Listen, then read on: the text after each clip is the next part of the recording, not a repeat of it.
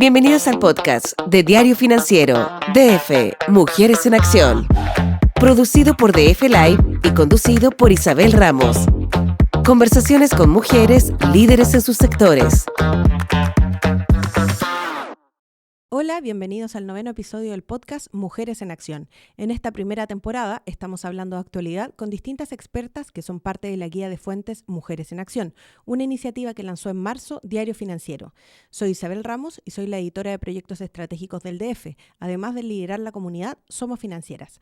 En este 9º episodio vamos a conversar con Daniela Gasmuri, socia de Garnam Abogados. Bienvenida, Daniela. Muchas gracias, Isabel. Quiero hablar contigo de un tema que ha estado en la palestra en los últimos días en la actualidad, porque ha habido bastante debate sobre el proyecto de delitos económicos que endurece las penas. ¿Cuál es la importancia, crees tú, de que exista una legislación más dura para los delitos económicos? Bueno, mira, el proyecto nuevo, la verdad es que es bastante abrumador, en cierto sentido, y ha generado mucha discusión por distintas razones. Pero la importancia es, y yo creo que es clave, porque yo también lo he visto en la práctica como abogada corporativa, es que si bien tenemos la ley de responsabilidad penal de las personas jurídicas hace ya más de 10 años, en la práctica todavía no vemos una implementación real. O sea, todavía no vemos modelos de prevención que sean eficaces, que contemplen protocolos adecuados para el tipo de compañía. Evidentemente que estoy dejando un poco fuera las sociedades anónimas abiertas que siempre tienen un nivel de compliance mucho mayor del que les exige la regulación actual. Ellas están en general mucho más al día. Estoy hablando más de la sociedad anónima cerrada, que todavía no sienten esa urgencia de ponerse al día con el compliance. O sea, incluso te diría que lo que yo puedo ver o diagnosticar es que todavía incluso hay como escepticismo a la hora de cumplir con normas legales muy básicas. Entonces, a mí me parece que el mensaje del proyecto es súper claro. Es decir, tiene que haber un cambio, tiene que ser entre comillas, gradual. Nos dieron un tiempo para adecuarnos, especialmente a las empresas, que eso es importante también, pero el hecho de que hayan sanciones de cárcel, que hayan penas de multa mucho más gravosas, que haya un sistema sustitutivo de penas especial, todo eso te da un mensaje de que lo que busca y lo que queremos llegar es a un nivel de compliance mucho mayor del que tenemos hoy día en la empresa. ¿Crees tú que todavía no existe tanto cumplimiento? ¿Es un tema como de cada empresa en particular? ¿Es un tema de no sentir que es una urgencia quizás en este momento? Yo creo que, bueno, por un lado, implementar modelos de prevención y realmente estar al día en compliance implica un costo para la empresa. Y yo creo que eso también es un factor importante a la hora de tomar la decisión de cómo acogernos a esta nueva normativa. Por otro lado, creo que el hecho de que han habido casos bastante escandalosos con sanciones a veces un poco ridículas para el ilícito que se comete también genera una sensación de que tú puedes jugar, una sensación de impunidad que te hace un poquito más, me imagino, más escéptico a decir, pero no es tan grave, no va a pasar nada tan terrible, cosas así, versus que ahora tú ves que igual hay una reacción de temor en los directores, en los altos ejecutivos, de decir, oye, ¿qué está pasando? ¿Qué es lo que puedo hacer ahora? ¿Cuál es mi cancha? Porque cambió bastante. En ese sentido, ¿cuáles son las implicancias que puede tener para las prácticas corporativas de las empresas el ingreso de este proyecto que se ha aprobado? A ver, los que ya tienen un modelo de prevención tienen harto camino avanzado y van a tener que actualizarse el nuevo catálogo de delitos, pero también es importante que en el fondo este catálogo lo depuremos, porque no todos los delitos van a aplicar a todas las empresas, ¿ya? Y también un poco que salgamos de este como modelo de prevención que se ha hablado antes acerca de este como modelo de papel, que lo tienes, pero en la práctica no es efectivo, no se implementa. El oficial de cumplimiento tiene 10 funciones antes que ser oficial de cumplimiento, no tiene acceso directo a la administración alta. Hay un montón de prácticas que todavía se tienen que incorporar al interior de la empresa y ahora la ley, me parece a mí que la redacción se enfoca más aún en el modelo de prevención que antes. Hoy día la ley, porque todavía no entra la nueva en vigencia, te pedía como un deber de supervisión y dirección para poder resguardar que no se cometan estos delitos. Y una manera de ejercer ese deber era teniendo un modelo de prevención. Hoy día se eliminó este deber y lo que se dice es que tú vas a ser responsable por la conducta de cualquier persona natural que ejerza función, cargo, cualquier tipo de función, incluso prestadores de servicios que son ajenos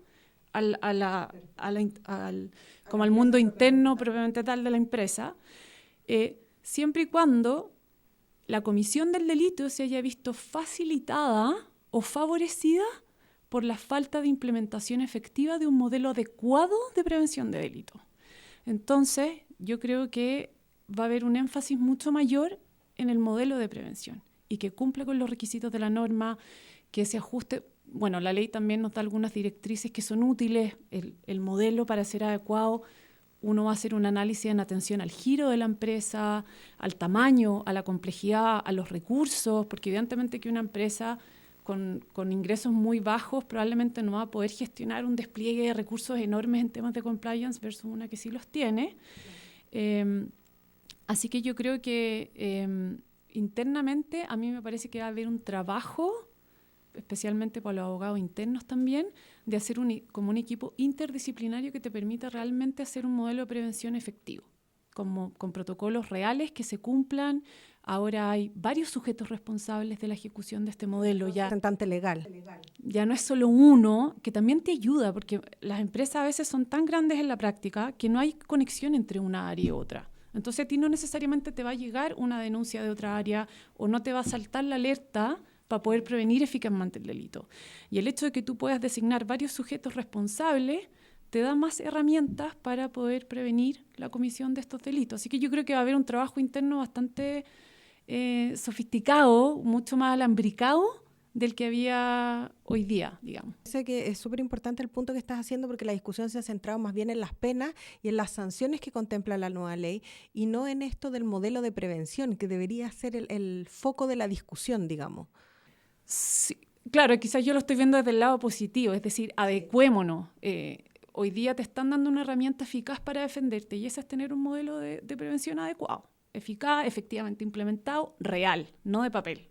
Ya no queremos que esté en un cajón y que nadie lo conozca y que nadie sepa cuál es el protocolo, sino que esté realmente comunicado, que hayan canales de denuncia, de actualizaciones, revisiones periódicas, o sea, que sea parte de la cultura interna de la compañía. Y yo creo que ese es como el desafío. Quizás como se ha hecho con el tema, por ejemplo, del acoso laboral o el acoso sexual, que hay canales de denuncia, que todas las empresas se han puesto en este desafío, digamos, de prevenir más que estar sancionando. Quizás como el mismo camino, ¿no? Activar los canales de denuncia, saber perfectamente con quién tengo que hablar, la figura del denunciante anónimo, de repente, ese tipo de cosas. Sí, sin duda los canales de denuncia son fundamentales.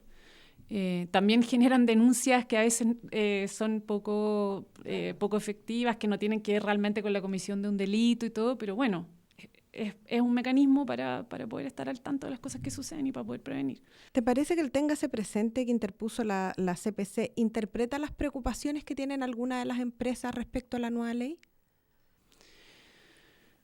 Mira, la verdad es que no estoy tan interiorizada en el detalle de las alegaciones. Las que yo pude ver es un poco este sesgo que sienten frente al empresario, donde se le está castigando excesivamente y que hay una cierta discriminación. No siendo constitucionalista, la verdad es que ese análisis no lo puedo hacer yo. Más que una como discriminación hacia el empresario, porque no es que se impute una responsabilidad objetiva a los empresarios simplemente por el hecho que se cometa un delito, sino que lo que está pasando hoy día es que efectivamente hay un sistema de penas más duro, ¿ya? Que efectivamente generó mucho temor, pero además se generaron circunstancias agravantes de responsabilidad, entre las cuales se consideró el nivel de jerarquía que tiene una persona dentro de la empresa.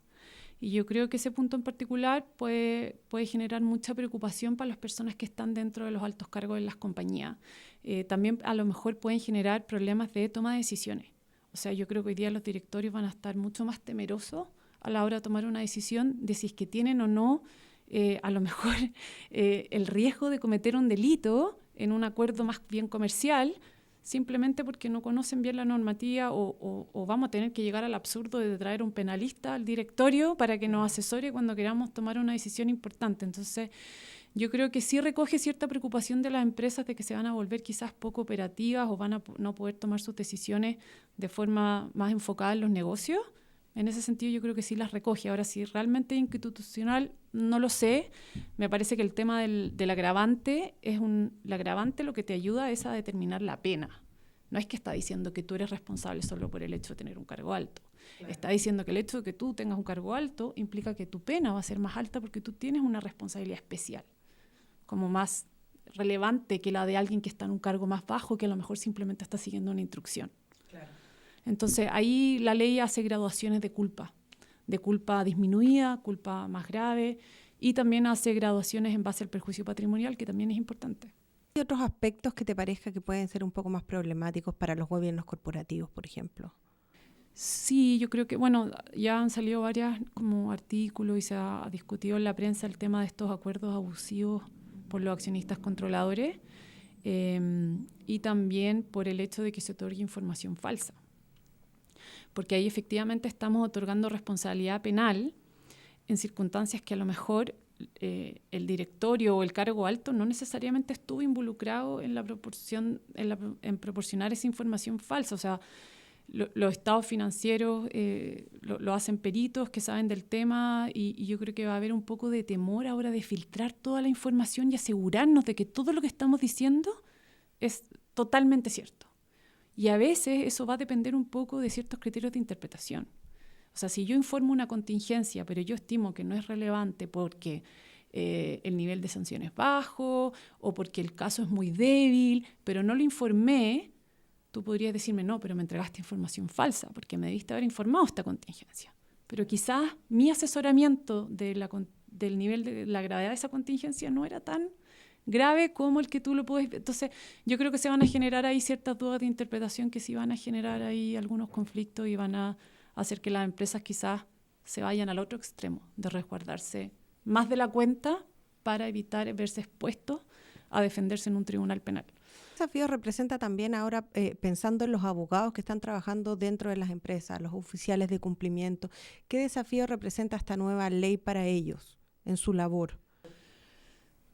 Mira, yo creo que, bueno, personalmente, si yo fuera abogada de empresa, yo creo que el desafío es grande porque el tema del compliance hoy día se volvió muy transversal a todas las áreas del derecho. Y yo creo que es muy difícil que en una sola persona se pueda recoger el nivel de experiencia y conocimiento que se requiere para poder ejercer tu función de la forma más eficaz posible.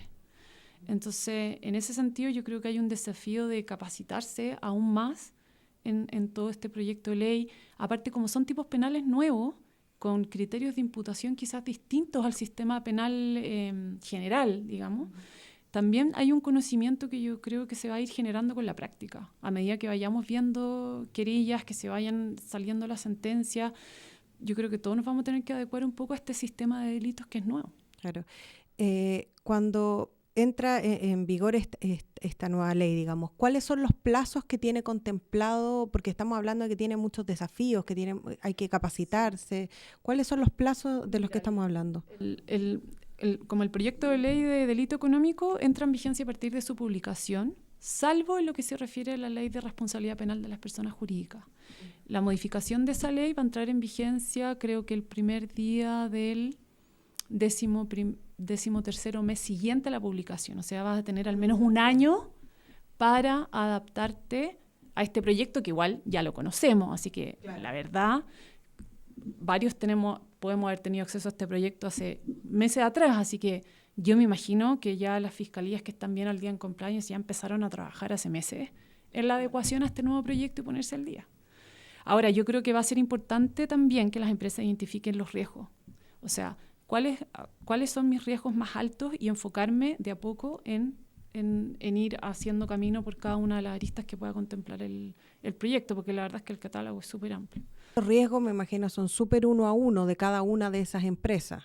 Van a depender del giro, de la actividad. Evidentemente, un banco o una empresa de asesoría de servicios financieros no va a tener riesgo de cometer delitos ambientales o de tala de árboles o de contaminación, como sí lo podría hacer una empresa que tiene una fábrica en el sur y genera residuos peligrosos, etc. Entonces, evidentemente que cada uno va a tener que identificar esos riesgos, ver cuáles son los delitos que son más factibles que se cometan dentro del entorno de su organización y hacer hincapié en esos primero. Yo creo que haría un plan de acción que sea bien enfocado, digamos.